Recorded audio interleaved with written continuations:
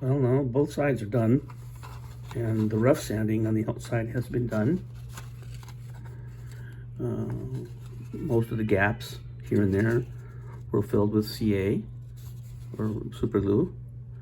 And now that that's all done, I will paint this with a diluted solution of Carpenter's wood glue, interior, exterior, whatever. And when that's done, I'll show you what that looks like. And after that's done and dried, it will be sanded down, and then some filler will be added here and there. And at this time, one thing I wanted to point out was that on this one, I put one of the shear planks on, right? And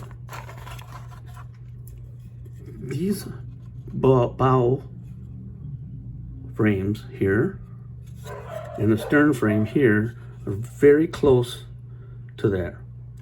And you have to, so if you can see it, I've carved it down to angle towards the bow so I don't get a bump in the planking as it's done. Okay, see, it's been carved down. See, it's been carved down there. Okay, so you get a smooth transition. You don't get a little bump right there where it goes over there, because especially if the plank was wet, you would get that bump really bad, especially as you start putting them down the hull towards the bottom and they go on wet. You get a little bump there, and you want to try and avoid that. Okay, that's it for this. Bye. Oh, it's been painted with glue. I'll let that dry.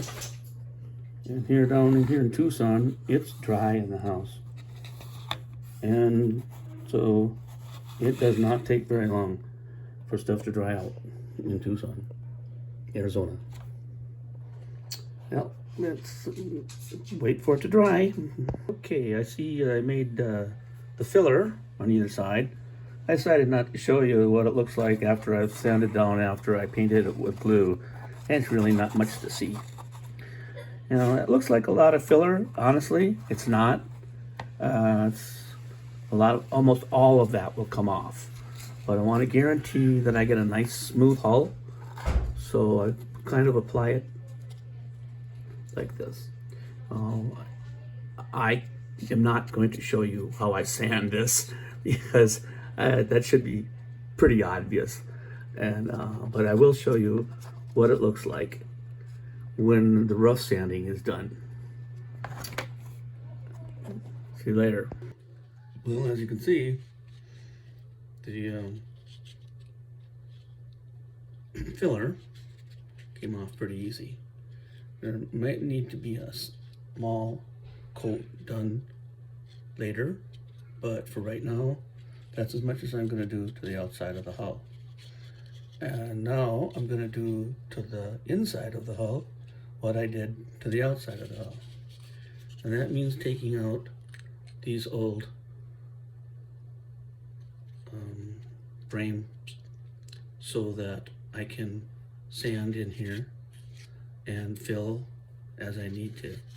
And I can see where I've already done one side, sort of right here. Right, so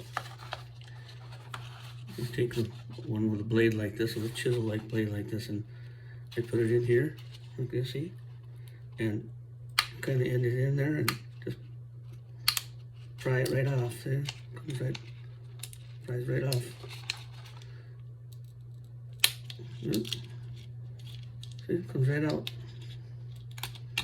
I'll have to do some carving in there, take some of that stuff out, but they come out pretty easy. Like this. There's very little glue on the frames themselves, so they aren't very hard to take out. Here and there, where they're gonna have some super glue like this, you can take it and just sit there and just, it will just pop right off for the most part. And when I can't do like this, I will take a sanding drum on my Dremel and I will take that out. You see, goes right down, comes right off. See, just going right on down the hall and take them all off. No, I don't think I need to show you any more of that. So that should be it now. When I come back, it will be in the inside what it is on the outside.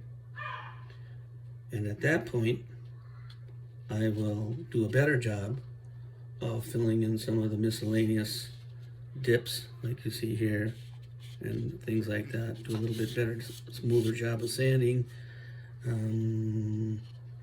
I won't address the bow yet. See, we'll need some work here. And I won't do the stern yet. See, that needs to be shaved off right here.